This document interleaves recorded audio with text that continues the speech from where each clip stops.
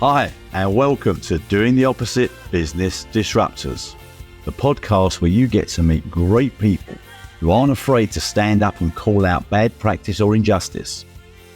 People who own their mistakes, thrive over challenges, and who ultimately choose only to see the summit, not the mountain.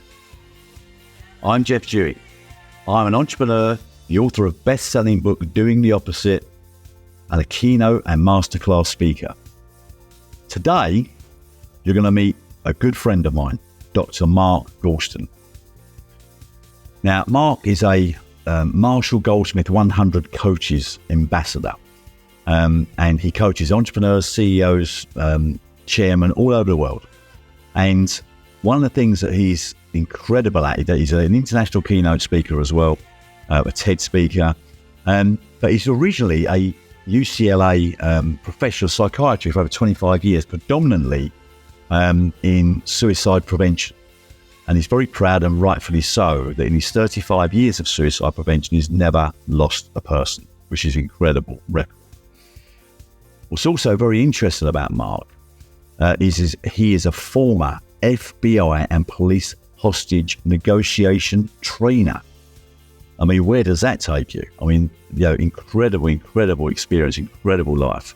He's the author or co-author of 9 books, with his current book, Just Listen, being translated into 28 languages across the globe and becoming the top book on listening in the world.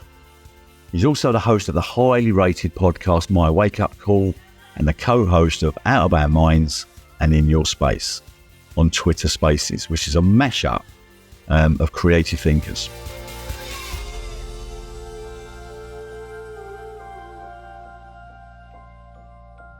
So, hi, Dr. Mark. Thank you so much for the time that you're giving up to spend time with me today. I know we're at completely different time zones, so I really appreciate the efforts you've made, and welcome to the show. Well, it's good to see you again, Jeff. You're one of my new favorite people, and I think that's going to last. I think that's going to stick. Well, I hope you're right, because I certainly enjoyed our previous engagements, and again, I've enjoyed every moment. Hence why I said, please, you need to come and talk to me again. So, Dr. Mark, listen, we had a fantastic couple of conversations over the last few months, and it really sort of inspired my thinking and challenged my thinking. And one of the purposes of this podcast is about disruptiveness. How do we disrupt, not for the sake of disrupting? How do we sort of challenge the status quo? How do we improve as human beings? How do we continue to go on this journey of improvement?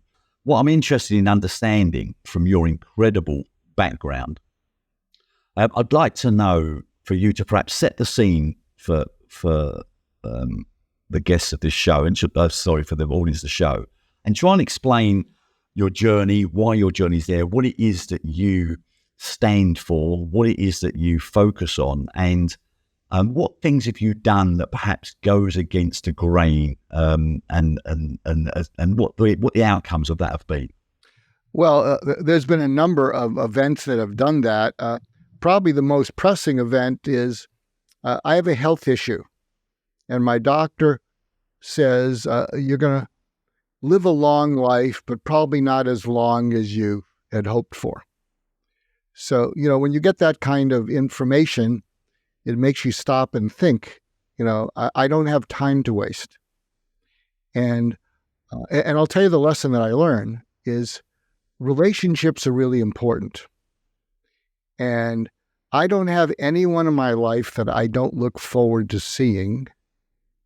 And I've kind of cut my losses with people who I didn't look forward to seeing because they take the energy out of you. So that's kind of a wake-up call. That's the title of my podcast that you were on. But something I want to share with you, which is doing the opposite, and something I'm really excited about, it may be launched by the time this airs, is disrupting the entire coaching field. So I'm the co-founder of the Deep Coaching Institute, which is a division of On Global Leadership, which is a global leadership site. And the way we're disrupting it is to go deep into people who are high potential, but something's holding them back inside. Constrained thinking. Yeah. Yeah. They've tried multiple coaching approaches. They've tried meditation. They've tried yoga. Some of them have tried medication. Some of them have tried psychedelics, but something is holding them back. And I'm a psychiatrist by training, and one of my specialty areas was suicide prevention. And none of my patients died by suicide in 35 years because I went deep into the part of them that was attached to death as the way to take away their pain. So one of the first components of deep coaching, the deep coaching training course, is what we call retrofit your life with hope. And hope stands for healing, optimism, perspective, and excitement. And the healing part of it is we have people to go back to the most traumatic moments in their life that they didn't think they'd get through. And you meet that part of you. So for instance, if you were to go back to that part of you that spoke to your company and you had to tell them some bad news and you broke down, which led to a breakthrough. If you went back to that moment before you knew it would lead to a breakthrough, and you were to say, Jeff, and you were in a bad place because you just broke down, if you were to say, Jeff, would you believe it if I told you that not only will you get through this, it will change everything about the way you lead companies, and you are going to attract more people towards you than you ever did by being a top-down, having to be right kind of leader. And that part of you at that moment would have said, what are you, crazy? You know, I'm just trying to get through this. I'm crying in front of my people.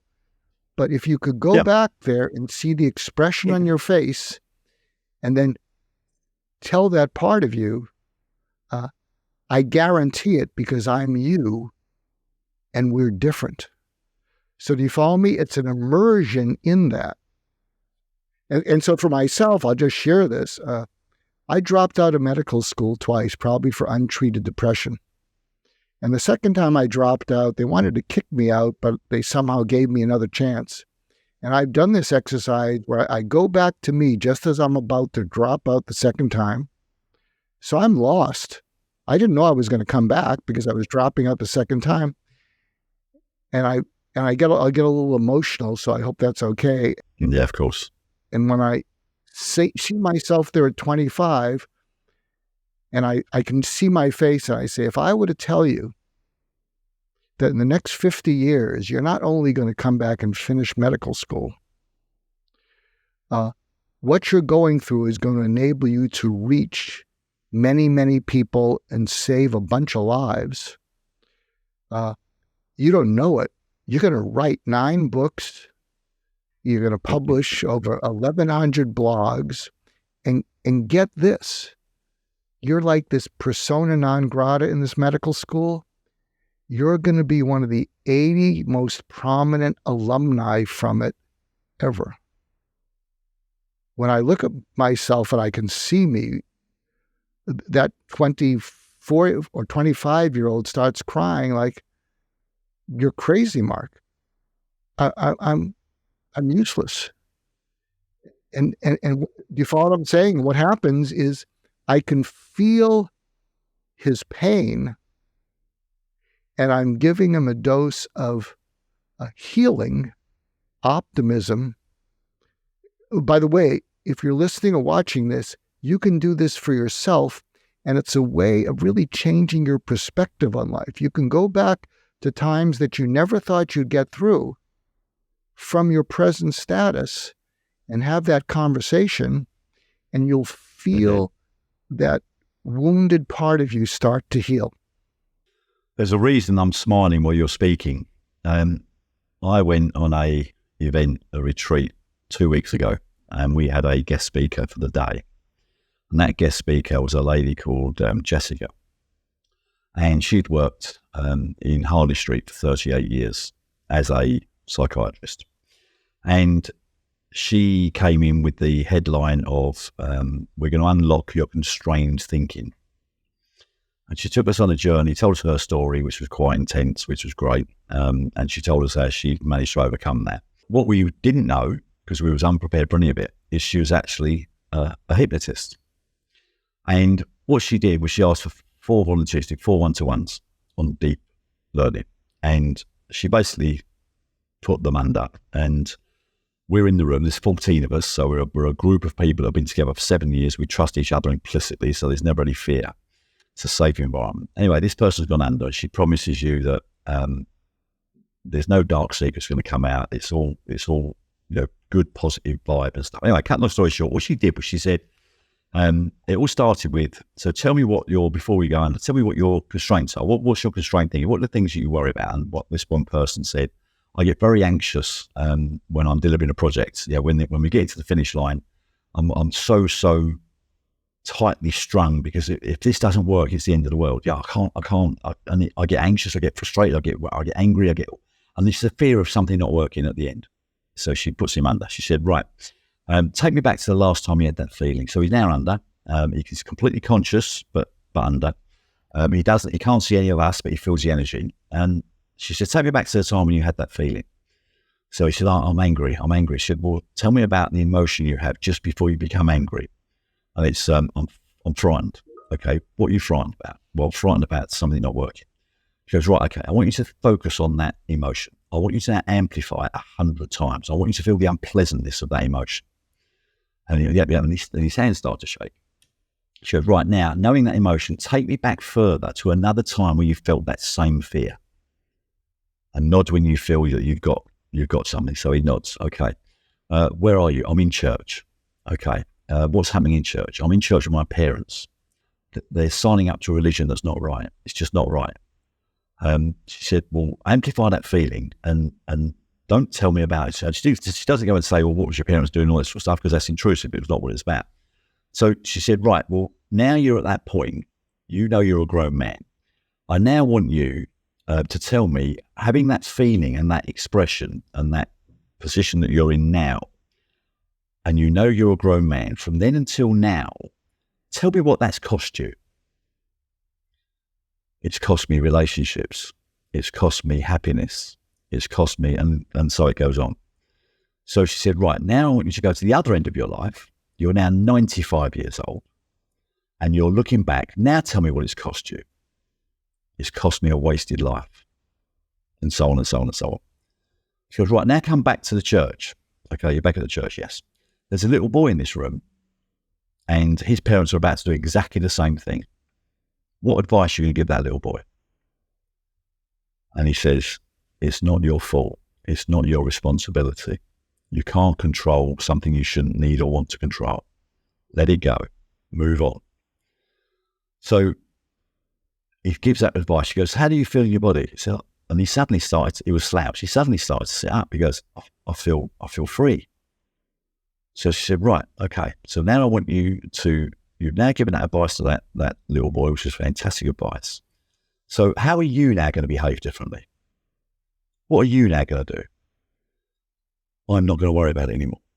I'm going to move on. I'm going to be free. I'm going to enjoy life. I'm going to be happy. I'm going to do it. So she said, fantastic. When are you going to do that? Right now. She said, that's an excellent answer. So now I want you to go back to the 95-year-old person. What does that person say to you now? They said, thank you. You've freed up to enable me to reach 95. He came out of that. He was a different man.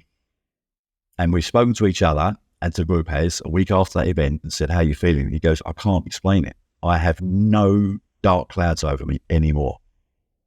It's unbelievable. And that's so I was smiling at you talking because that's exactly the same set of principles where you give yourself permission. Well, also what you do is you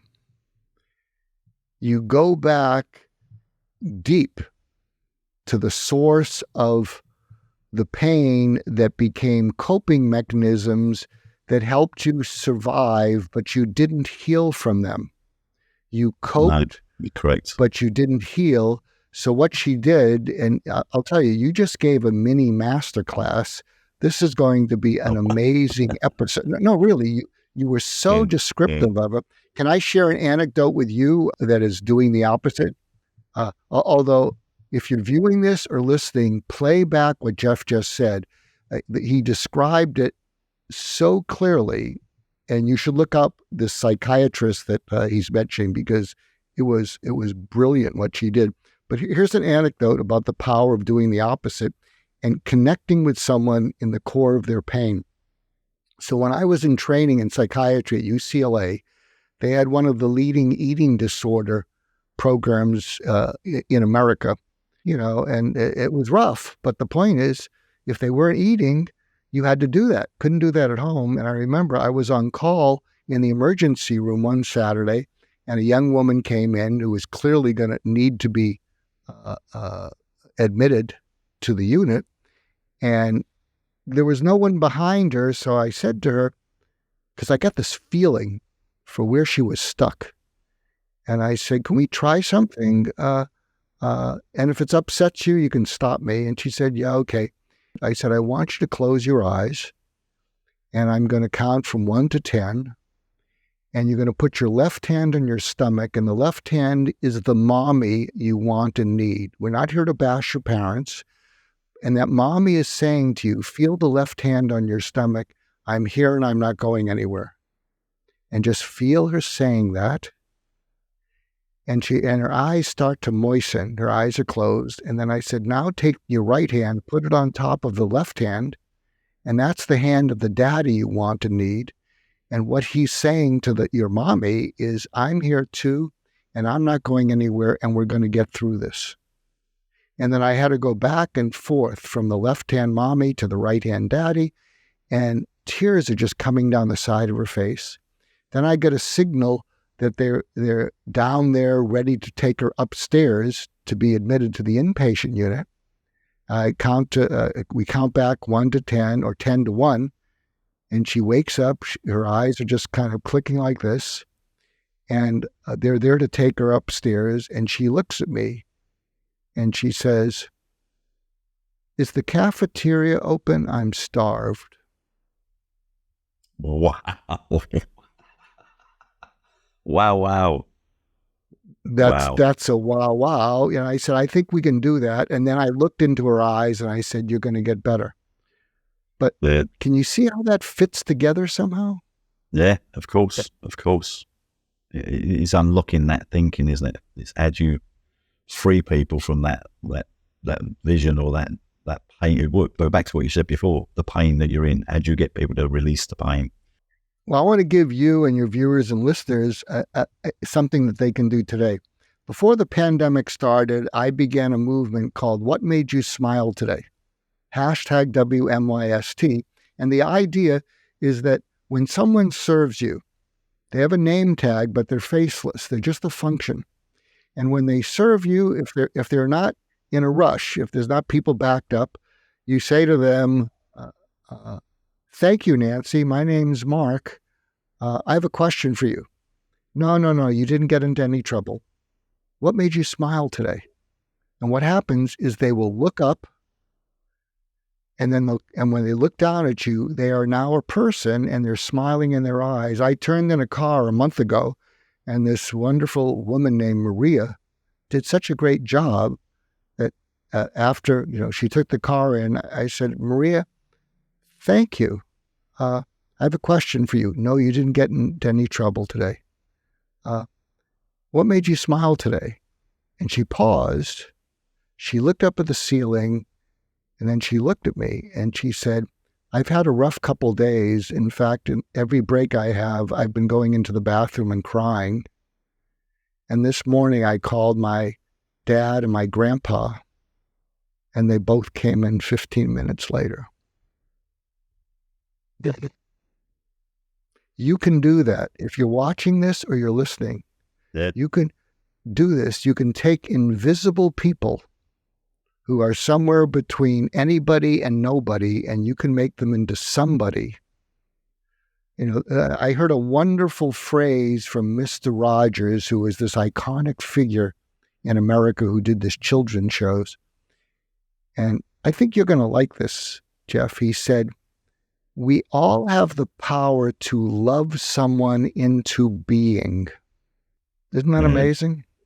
It is. It is. I guess, without it sounding too cheesy, but when you watch young children connect with Toy Story and the film, which are just animations, yet for those kids, they are real people, right? They are real living beings with emotional connection and blah, blah, blah, blah. And when you watch children's faces light up, on watching something like that they've had this connection with, it's not real. It's not a person. It's a cartoon. It's an animation. It's a fiction. But to the children, these are real people that they love to death. And that proves that point, I guess. Well, there's a saying, I don't think the children are connecting with the characters. The characters are connecting with the children. I remember there's a famous anecdote that when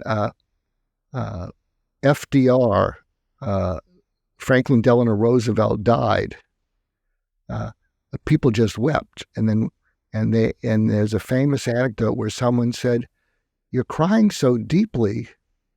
Did you know him?" And the person said, "No, but he knew me." Yeah. It's when you really think about stuff, and this is coming back to the power of thinking, right? And one of the things, we've finished a strategy day today with my team of 25 senior members, and we literally finished half an hour before we had this show. And one of the things that came out of the strategy day was an instruction to everybody that says, as senior leaders and responsible managers stroke coaches, you have a responsibility to ensure that 25% of your time, your working time, has to be dedicated to thinking, reflecting, and talking and connecting, not doing. And you have to find a way to do that, because when you do, you're going to start creating magic. And by doing that yourself and realizing its power, you'll then start to ask your teams to do the same thing. And when your teams do the same thing, the magic happens. And because everyone, your first reaction will be, I haven't got time, will be your first reaction, because that's your natural reaction. That's your comfort zone. That's your belief. And I'm giving you permission to not believe that anymore. You've got to find a way. And if you were suddenly taken ill and had to go to hospital for the next 2 days, you wouldn't be in work, would you? And work wouldn't die, would it? The company wouldn't cease to operate. So take your 25% and work out how you're going to do it, and declare to me in 4 weeks' time how you're going to do it. But you've got to do it.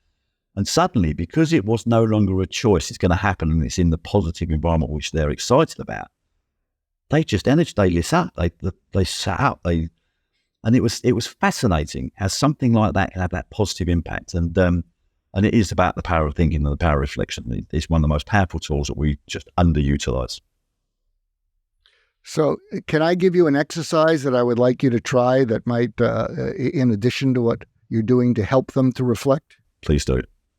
There was something that I spoke around the world, and there was an exercise I did. And I remember I met with 180 CEOs in South Bend, Indiana, which is the home of Notre Dame University. So these are 180, middle market. There weren't too many like Fortune 500 CEOs there, maybe a few. And picture this, they're all at tables. And I said, I have an exercise. I want you to take 2 or 3 minutes, and I want you to share a time in your life that you didn't think you would get through, but you did.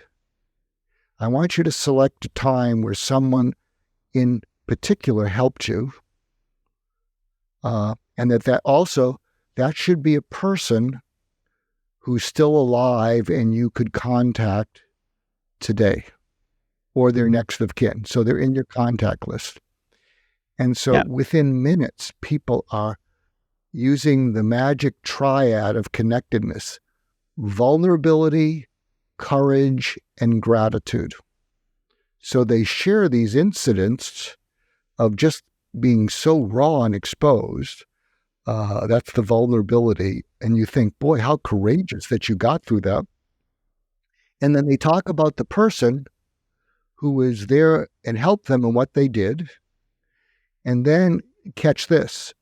I said, now you're all going to do a selfie, and you're going to send a video to that person or their next of kin, or because they're in your contact list.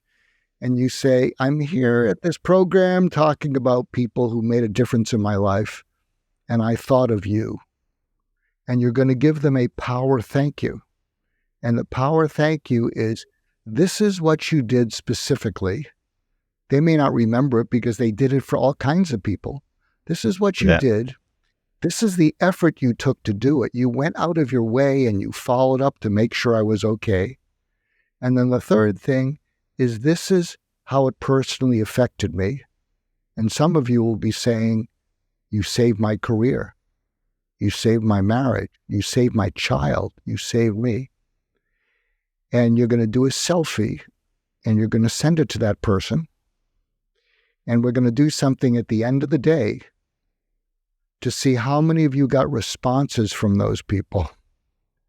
And at the end of the day, people raised their hand and said, I just got a text back from so-and-so, and they said they can't stop crying.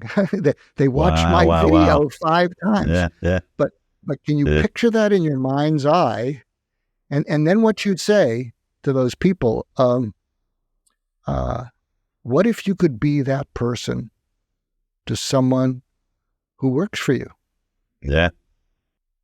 And then you have them do the same exercise. I want you to go back to your team, and you can facilitate it in the same way with all those elements, including now you're all going to send them a selfie, and you're going to thank them.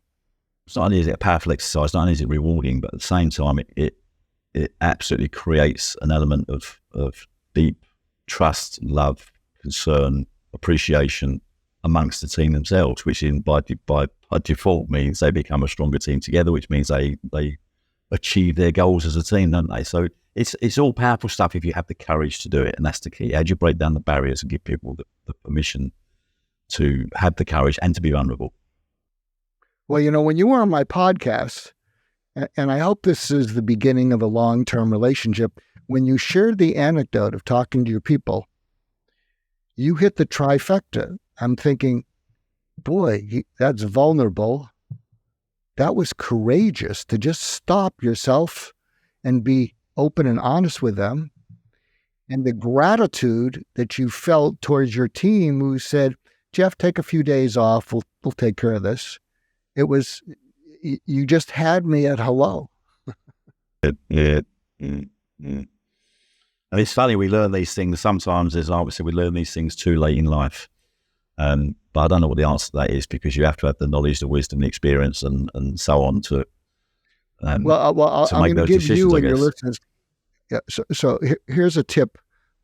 So I was a suicide prevention specialist, but I was also a death and dying specialist. So I would do house calls to dying patients and try to help them make peace with their lives. And I remember there was one person I was visiting, and he was an icon, had a terrible personal life, multiple marriages, kids on drugs. And he liked that I was direct with him. And I met with him, and I'll call him Joe. That was his name. And I'll say, Joe, you look like crap, and I don't think it's because you're dying. You've been dying as long as I know you. What's up? And he looked at me and he said, I don't think I've ever done anything important. I said, you have a hospital named after you. You've created thousands of jobs, and you're beloved out in public. And then he looked at me, and he was well known for his wry sense of humor. And he said, don't con a con man, especially when he's dying. I've got all the love that money can buy. And everything I thought was important isn't. And everything I thought was unimportant is. And I don't have time to fix that. So I said to myself, Mark, if you don't learn the lesson he just taught you, you're an idiot. Yeah. But it does, again, it's other exercise I've been lucky to be privy to, where someone takes you on that journey. They say, right, you're 95, you're on your deathbed, I'm sitting next to you, you've got 24 hours to live. tell me what, just play back to me what you think people feel about you, your wife, your kids, your peers. Just tell me what you think. And I'll make this story up just because it makes the point. I think they think I was aggressive, assertive, unforgiving, demanding. And he goes on. So he said, okay, fine. Are you happy with that? No. Well, how do you want people to think about you? Well, I want them to think I was generous and kind. Always put them before me. And okay, great. Well, guess what? I've got some good news. What's that? You're not going to die in 24 hours. So tell me what you're now going to do to behave in a way that means that when you do hit your deathbed, that's what people will think about you. What action you're now going to take. And it helps you just focus your mind, stuff that we never really think about because we avoid that type of thinking. Oh, yeah. We run away from deep feelings and thoughts into hyperactivity. It can cause us to accomplish a great deal, but frequently we're running from something. And a lot of times what I've discovered as a psychiatrist is we're running away from it doesn't matter if the important things are missing. And there's someone I'm coaching now who's very accomplished, wealthy, self-made man. And he sent me a video of a billionaire who looked kind of sad. And the billionaire was saying, do you know what the measure of success is in life? And clearly this billionaire didn't feel it. He said, the measure of success in life is when your grown children look forward to spending time with you. And it's not because of all the things you buy them. Correct. And I guess that's one of the things, I don't know if I've ever shared this with anybody outside of my immediate family, but me and my wife, we had our children very young. And as a result of that, we felt very connected to them. We sort of laughed at the same things and so on and so on. But what we found is when our kids started to leave at 18, 19, 20 and go and sort of start their lives, they never wanted to leave our side. So if we're going on holiday, they want to come on holiday with us. And now the youngest is 34, the oldest is 38, and they still holiday. We can't, without being disrespectful, we can't get rid of them. But what's lovely is that when we're together, we behave like we're the same age and we're friends. And it is not something that's artificial. It's just natural because we still know how to laugh, we still know how to cry, we laugh at the same things. And it's almost like the generational gap over the last couple of decades has diminished as opposed to what it was when I was a younger child. Yeah, absolutely. While we're on the topic of parenting, some advice I want to give if you're a parent and you have children, especially if you have a 20-something child who's not launching. There's a term, failure to launch. So I'm hoping if this sounds like your family, you'll use it, is what I've told these 20-somethings is, do you think that your parents are disappointed in you? And they'll often say, oh, yeah. And I'll say, you've got it wrong. I've had a conversation with your parents. They are not disappointed in you. They are worried about you. So if you're resenting them because you think they're disappointed in you, they're worried about you, and it just has flipped the switch in those relationships. When you think about it, these things really, without seeming flippant, these things are quite simple stuff. It's back to asking the great questions, right? And it's about getting people to feel comfortable holding up a mirror. And it's about being comfortable asking the difficult questions. And when you find that you've gone through this level of stress, worry, concern about the conversation you've got to have, whether it be with your loved one, your kids, your parents, whatever, and you then eventually have the courage to address that question, and you come out the other side of it, you go, that was so bad. Yet you spent all your energy worrying about it rather than just dealing with it and then realizing that you've just now become that much more freer for having the conversation. I wonder if you'll agree with this. A lot of people avoid conflict, because they think it'll go poorly. Or people get angry with conflict, and make the conflict into a big argument, and then it goes poorly.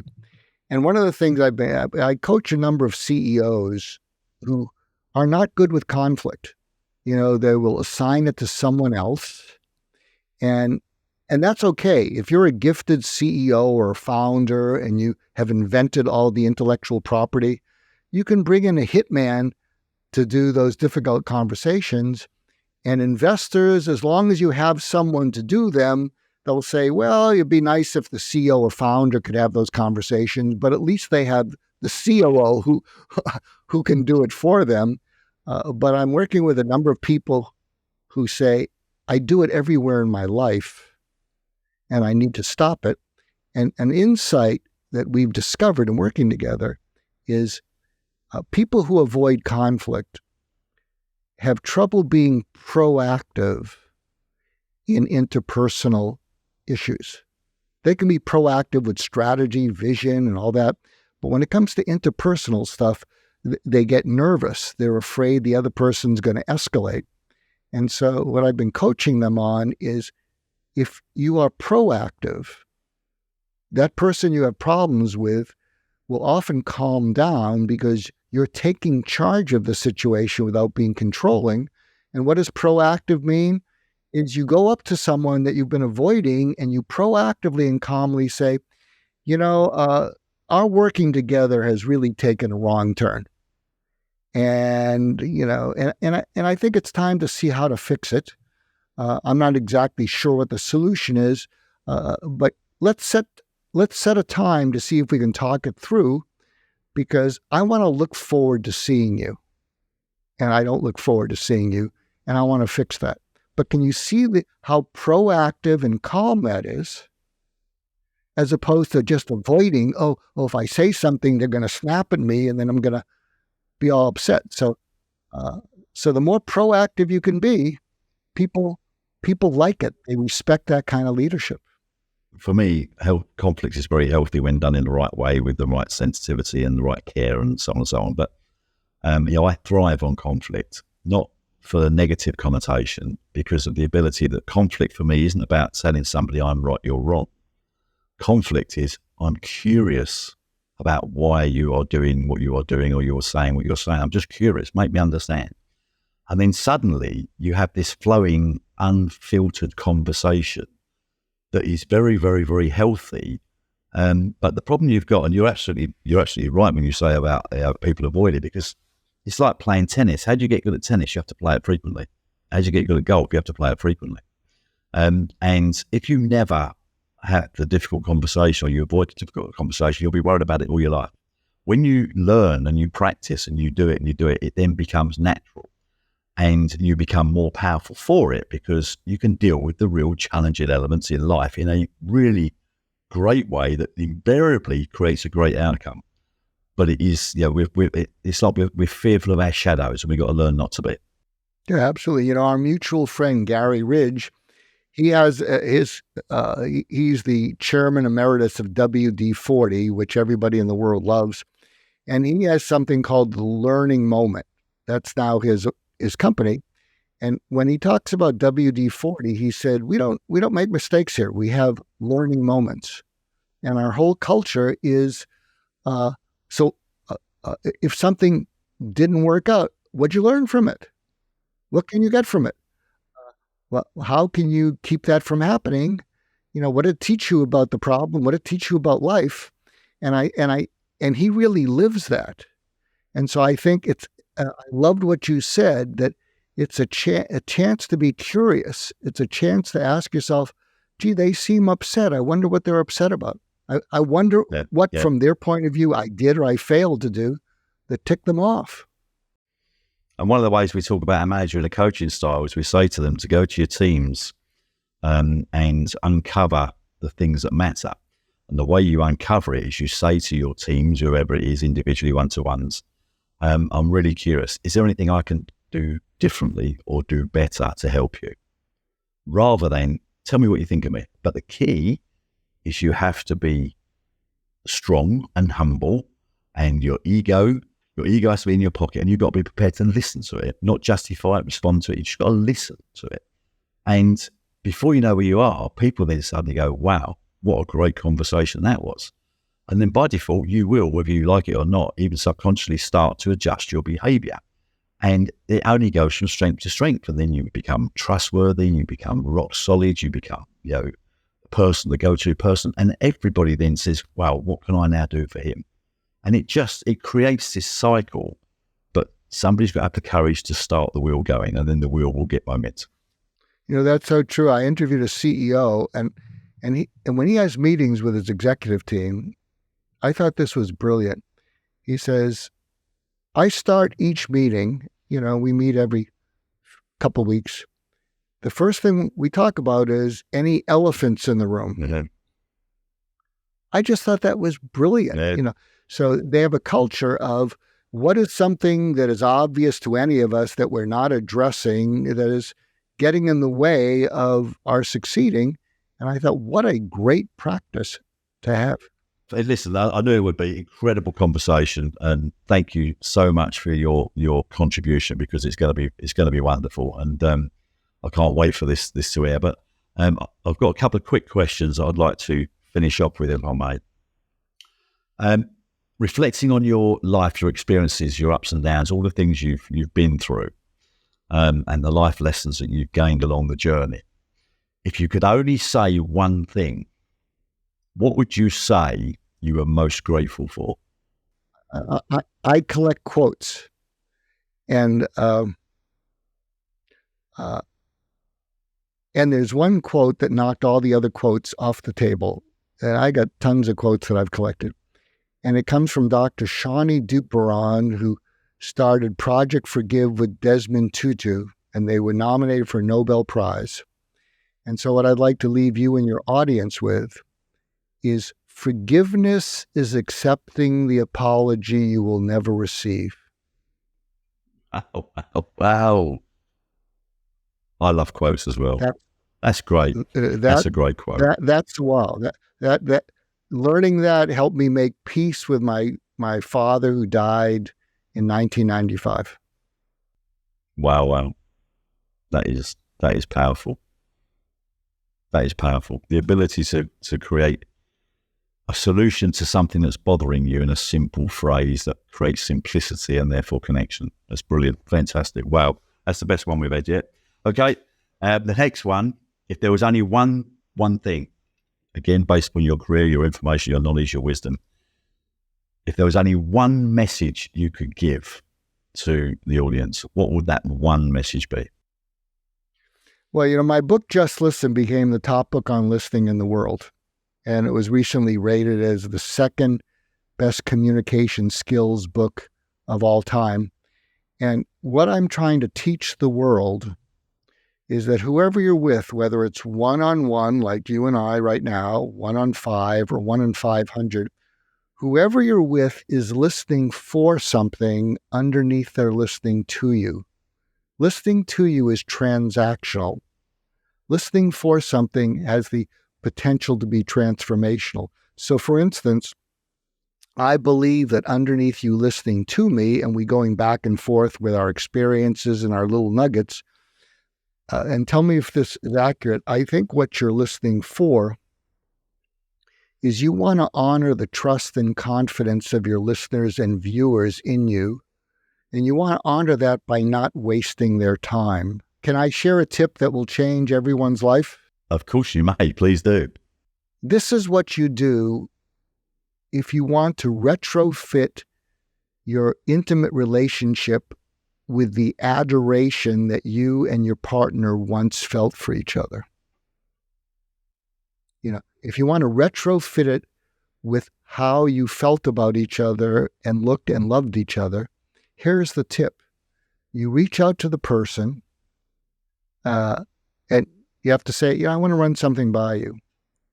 And there's three questions. There's three parts to it. The first one is, have I ever made you feel that I don't respect you or like you? They're going to go, what? Which is a yes. And then you say, take me to the time when my not respecting or liking you, where your hurt crossed over into anger and resentment. And then they'll share that with you. And even if you don't remember, and they're going to be crying, by the way, because they're getting this up and out and off their chest, And you say, look at me. And then you look at them, and here's the third part. I did that. So you got to own up to it. That's what they're living with. That's what they're holding against you. I did that. And I've done that on too many occasions. You deserve better than that. I'm going to fix it. And I'm sorry. That will do a hot sink in your relationship and take it out of the sink. Yeah, well, you're back to harboring the hurt, aren't you, and not addressing it, and people are just constraining it. And so, yeah, I completely buy into that. And it is about life's about trying new things, and it's about reigniting life, putting the spark back in it at some point somehow, because we all get into the vicious revolution or the vicious status quo, don't we? And I think it is, those that enjoy most in life are the ones that say, well, no, let's turn it up a few gears. Let's do something good. Let's take on some challenges, some responsibilities, some accountabilities, and these are all the things that are lovely about how we all evolve as humans, especially when we're surrounded by great people that hold us to account. That's when you start to fly. And I think, that's been the lessons I've learned over the years. So anyway, listen, Dr. Mark, thank you so much. This was an incredible conversation. So thank you so much for your time. Really appreciate it. And I can't wait for our paths to cross again. Well, thank you for the gift of your friendship. Thank you very much. It's very, very kind.